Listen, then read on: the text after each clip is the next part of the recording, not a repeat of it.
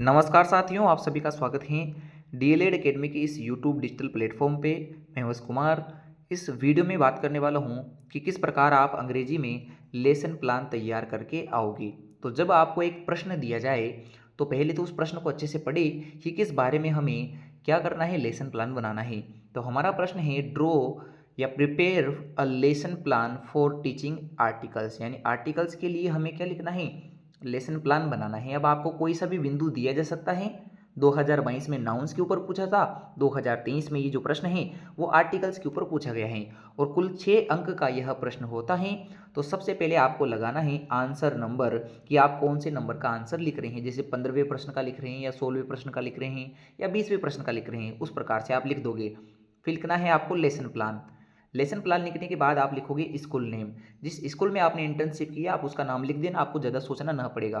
फिर हैं आपके क्लास लिख दोगे, 5वीं क्लास जिस क्लास को पढ़ा रहे हो। यदि आपको प्रश्न में दे दे तो आप वो लिख देना, या फिर ऐसा कैसा लिख देना क्लास 5, सब्जेक्ट इंग्लिश, टॉपिक है हमारा आर्टिकल। 35 मिनट की एक क्लास होती है हमारे लेसन प्लान में।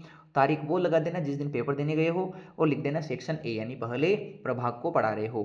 अब हम समझते हैं कि लेसन प्लान की सबसे बेसिक बात क्या होती है। तो लेसन प्लान में सबसे पहले एक डिब्बा बनाया जाता है। उस डिब्बे में उद्देश्य यानी ऑब्जेक्टिव्स और उससे होने वाले व्यवहारगत परिवर्तन यानी एक्सपेक्टेड बिहेवियरल चेंजेस लिखे जाएंगे कि किस प्रकार के उद्देश्यों से क्या क्या बदलाव उसके व्यवहार में होने वाले हैं, यानी कि विद्यार्थियों के व्यवहार में जो परिवर्तन होंगे उनको दाईं तरफ और बाईं तरफ उद्देश्यों को लिखा जाता है।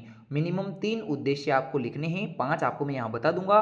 3 कौन कौन से लिखने हैं? पहला तो लिखना है ज्ञान का, दूसरा कॉम्प्रिहेंशन अवबोध का, और तीसरा एप्लीकेशन या स्किल्स का कि किस प्रकार से हम उसको उपयोग करेंगे और स्किल्स को बढ़ाएंगे। तो सबसे पहले आपको एक कॉमन लाइन याद करनी है कि अगर आपको लेसन प्लान लिखना है तो आपको एक कॉमन लाइन याद करके जानी है। वो कौन सी है? The students will be able to. ये लाइन आप पढ़ लेवें। हर आपके जो लाइंस हैं ऑब्जेक्टिव वाली उसमें ये काम में आएगी। जैसे they will be able to या the students will be able to, ये कॉमन लाइन है जो हर जगह यूज हो रही है। तो इसे आप अच्छे प्रकार से पढ़ें। क्या लिखोगे? जब आपको नॉलेज के बारे में बताना है तो आप लिखोगे the students will be able to, students इस योग्य हो जाएंगे टू डिफाइन आर्टिकल्स, कि वो परिभाषित कर सके कि आर्टिकल्स क्या होते हैं और उसके प्रकार क्या होते हैं। दूसरा कॉम्प्रिहेंशन में लिखेंगे कि वो इस योग्य हो जाएंगे, the students will be able to give example, simple example, सामान्य एग्जाम्पल्स दे सकेंगे किसके बारे में? आर्टिकल्स के बारे में। अब जो भी हमारा बिंदु होता है उसको हम डिफाइन के बाद यहाँ अगर आपका कोई टॉपिक दूसरा दे दे तो आप उसका नाम लिख देना और यहाँ भी आपको उसका नाम लिख देना है। यानी कि नॉलेज और कॉम्प्रिहेंशन वाली जो दो बिंदु हैं डिब्बे में वो क्लियर हो चुके हैं। अब हमें आना है एप्लीकेशन पर। एप्लीकेशन स्किल्स में क्या लिखना है? इसमें लिखना है कि हमें क्या क्या स्किल्स पे काम करना है। एक तो हमें स्पीक यानी बोलने की स्किल पे काम करना है, दूसरा हमें रीडिंग उच्चारण पे या पढ़ने की स्किल पे काम करना है, और तीसरा है राइटिंग स्किल पे काम करना है। तो तीनों के लिए लिखेंगे to speak English, to read English, to write English. और इनके अंदर भी वही कॉमन लाइन आएगी, the students will be able to, या उसको they will be able to लिखेंगे। देखिए हर जगह लाइन सेम है, will be able to, they will be able to या the students will be able to. इसके बाद लिखेंगे अब उसको किस योग्य बनाना है, उसको बनाना है स्पीक योग्य। स्पीक माने कि बोलने के योग्य। अब क्या बोलना है? तो पीछे की लाइन भी कॉमन है, English sentence by using article. तो ये लाइन भी कॉमन है। देखिए आगे English sentence by using article, English sentence by using of articles. बस आपको 3 शब्द चेंज करने हैं। यहाँ आपको एक जगह राइट करना है, एक जगह रीड लिखना है और एक जगह स्पीक लिखना है। यानी कि एक सेंटेंस पढ़ने से आपको इन सभी चीज़ों के बारे में नॉलेज मिल चुकी है। क्या करना है? पहले तो ऊपर आपने लाइन पढ़ी थी the students will be able to, तो वहाँ आपने लिख दिया they will be able to. फिर आपने यहाँ लिख दिया they will be able to और यहाँ भी लिख दिया they will be able to.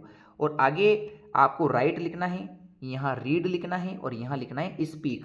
और पीछे की लाइन भी कॉमन है, they English sentence by using article, English sentence by using article, English sentence by using articles. यानी कि हमें स्पीक, रीड और राइट इन 3 शब्दों को याद करना है, बाकी सब तो कॉमन है कि ये इसी प्रकार से यूज होगा। अब 2 पॉइंट और हैं यहाँ पे, चौथे नंबर का पॉइंट और 5वें नंबर का पॉइंट, कि इंटरेस्ट और एटीट्यूड, कि क्या रुचि है बालक की और क्या उसकी मनोवृत्ति है या अभिवर्ती है उसको बताओ। तो अगर आप इन दोनों पॉइंट्स को लिख के आना चाहो तो लिख सकते हो, अन्यथा मैं आपसे कहूँगा कि आप ऊपर ऊपर के 3 बिंदु लिखें और फिर डायरेक्ट नीचे आ जाइए। नीचे आने का मतलब अब आपको और चीज़ों के बारे में लिखना है। क्या क्या लिखना है, जैसे कि आपने कौन कौन सी सहायक सामग्री का प्रयोग किया, टीचिंग एड्स कौन कौन से काम में लिए।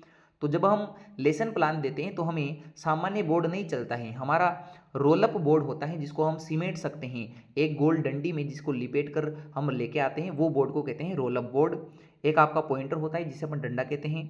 एक है आपका डस्टर, उसको इरेज करने के लिए चौक चाहिए, तो CHAL के उसके वो आप लिख सकते हो, और फिर आप लिख दोगे बुक ETC। तो ये हमारी सहायक सामग्री हो गई है। पुरानी नॉलेज के बारे में लिखेंगे, प्रीवियस नॉलेज के बारे में, कि दे हैव उनके पास है, यानी कि इनके पास बच्चों के पास हैं ऑर्डिनरी नॉलेज, एक ऑर्डिनरी नॉलेज, एक सामान्य शिक्षण, एक सामान्य नॉलेज उनके पास है पूर्व ज्ञान के रूप में, कि वो जानते हैं कि सिंगुलर और प्लूरल क्या है, क्योंकि इस टॉपिक से संबंधित बातें आगे होगी। फिर अगला है टीचिंग पॉइंट्स, क्या क्या शिक्षण के बिंदु हैं। तो शिक्षण के बिंदु में एक तो हम पढ़ेंगे डेफिनेशन ऑफ आर्टिकल्स की, क्या आर्टिकल्स होते हैं, काइंड्स ऑफ आर्टिकल, आर्टिकल के प्रकार कौन कौन से हैं। अब इसके लिए जैसे ही आपका ऑब्जेक्टिव पूरा हो गया, ये तीनों बातें पूरी हो गई, अब हमें आ जाना है प्रेजेंटेशन पे, प्रस्तुति पे, कि किस प्रकार हमें पढ़ा के आना है। तो हमें कुछ भी नहीं करना है, अब हम एक दो सिंपल प्रश्न बच्चों से पूछेंगे, जब उनको वो प्रश्न नहीं आएंगे फिर हम डेफिनेशन देंगे आर्टिकल्स की और उसके प्रकार बताएंगे। तो देखते हैं इसको कैसे करना है। सबसे पहले अब प्यूपिल टीचर का काम शुरू हो गया। प्यूपिल टीचर का मतलब जो विद्यार्थी और शिक्षक दोनों ही, विद्यार्थी शिक्षक की गतिविधि एक तरफ लिखेंगे और बच्चों की गतिविधि दूसरी तरफ लिखेंगे। तो सबसे पहले हम कहेंगे कि डू यू नो, क्या आप जानते हैं, व्हाट इज सिंगुलर और प्लूरल नाउन्स, कि क्या एक वचन और बहुवचन संज्ञाएं होती हैं। तो फिर बच्चे कहेंगे यस हम जानते हैं। सिंगुलर नाउन्स का मतलब होता है वन थिंग, केवल एक वस्तु, और प्लूरल नाउन का मतलब होता है दो या दो से अधिक वस्तुएं। तो जो वस्तुएं एक हैं वो सिंगुलर नाउन कहलाती हैं, और जो दो या दो से अधिक हैं वह हमारे प्लूरल नाउन कहलाती हैं। फिर आप उसी से संबंधित बातें पूछोगे कि बताइए what is singular countable noun, कि कौन सी एक वचन और गणनीय संज्ञा होती हैं। तो बच्चों को आंसर नहीं पता, क्योंकि उनको सिंगुलर तो आता है पर सिंगुलर काउंटेबल नाउन के बारे में पता नहीं है। तो ये उनके लिए समस्यात्मक प्रश्न होगा, बोले तो प्रॉब्लमेटिक क्वेश्चन हो जाता है। अब इसका जवाब आप आगे पढ़ाते वक्त दोगे। तो सबसे पहले आपको क्या करना है, जैसे ही प्रश्न उत्तरी समाप्त हो जाए अब आपको डेफिनेशन लिखनी है आर्टिकल्स की। यहाँ आपको आर्टिकल की जगह कोई और टॉपिक दे दे तो उस टॉपिक की परिभाषा लिखनी है। और परिभाषा क्या होती है आर्टिकल की, आर्टिकल का मतलब होता है अ वर्ड, एक शब्द, लाइक जैसे ए एन द, इन तीनों में से कोई एक शब्द होगा, दैट इज यूज्ड जिसका प्रयोग किया जाता है, टू लिमिट और क्लेरिफाई अ नाउन, एक नाउन को क्लेरिफाई स्पष्ट और उसकी सीमितता बताने के लिए, और यह कहलाता है इट इज कॉल्ड आर्टिकल। तो एक शब्द जो नाउन की लिमिट या क्लेरिफिकेशन को बताता है वह नाउन, वह आपके आर्टिकल कहलाता है। जैसे कि अ बुक, बुक कितनी है, एक है, क्लियर किया गया है आपको यहाँ पे। द सन, सूर्य है, और सूर्य पूरे विश्व में अपने एक हैं, तो इसके लिए अपन कहेंगे कि यह स्पेसिफिक जानकारी है।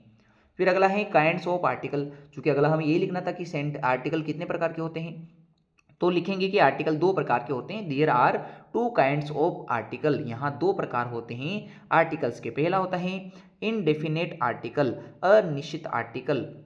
और अनिश्चित आर्टिकल कौन कौन से हैं, ए और एन, दोनों एक चीज के लिए प्रयुक्त तो होते हैं, किसी एक वस्तु को बताने के लिए, किंतु it is used for singular countable noun, केवल एक वचन और गणना योग्य संज्ञाओं के लिए हम इनडेफिनेट आर्टिकल का प्रयोग करते हैं। जबकि डेफिनेट आर्टिकल, निश्चित आर्टिकल कहते हैं द को, इज यूज्ड जिसका प्रयोग होता है for specific noun, specific non nouns, यानी कि विशेष जानने योग्य जो संज्ञाएं होती हैं उनके योग्य आगे किसका प्रयोग होता है, उनके आगे आर्टिकल द का प्रयोग होता है। अब हमें ये चीज़ें बताने के बाद मूल्यांकन पे आ जाना है। मूल्यांकन के लिए हम दो प्रश्न पूछेंगे, जैसे जो पाठ में हमने पढ़ाए हैं, जैसे कि सिंगुलर नाउन क्या है उसके बारे में लिखेंगे, और आर्टिकल की परिभाषा क्या है वो हमने इवैल्यूएशन में पूछ लिया है, मूल्यांकन में पूछ लिया है। उसके बाद घर से करने के लिए होम असाइनमेंट, गृह कार्य या दत्त कार्य दिया जाता है, उसमें हम कह देंगे right the kinds of article, की आर्टिकल के प्रकार लिखें। इस प्रकार हमारा एक पूरा लेसन प्लान बनाया जाता है। आई होप आपको यह जो लेसन प्लान है उसमें जो मैंने बताया वो समझ में आया होगा। एक बार फिर मैं आपको सामान्य जानकारी दे देता हूँ आपको लेसन प्लान ऐसे लिखना है, फिर ये सामान्य जानकारी लिखनी है, फिर ऑब्जेक्टिव और एक्सपेक्टेड बिहेवियरल जो चेंजेस हैं उसको लिखना है। उसमें भी कितना लिखना है? केवल 3, नॉलेज, कॉम्प्रिहेंशन और एप्लीकेशन स्किल, जिसमें आपको मैंने बताया था the student will be able to, एक कॉमन लाइन है जो सभी में लिखी जाती हैं। और उसके आगे आप डायरेक्ट लिखें कि हमने कौन कौन से टीचिंग एड्स का प्रयोग किया, पुराने ज्ञान का चेक कर लिया है और क्या क्या बिंदु हमें पढ़ाना है। फिर उसके बाद लिखा जाता है प्रेजेंटेशन, प्रस्तुतिकरण। प्रस्तुतिकरण करते समय हम बच्चों का पूर्व ज्ञान टेस्ट करते हैं, इसलिए हम प्यूपल टीचर एक्टिविटी एक तरफ और स्टूडेंट की एक्टिविटी दूसरी तरफ लिखेंगे।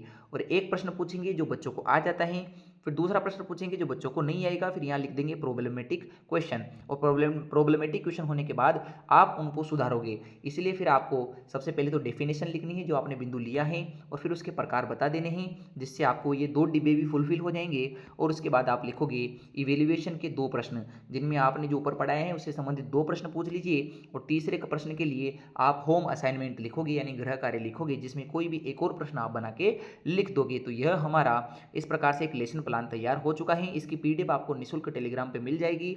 तो आपने यहाँ तक वीडियो देखा, आप सभी का बहुत बहुत धन्यवाद।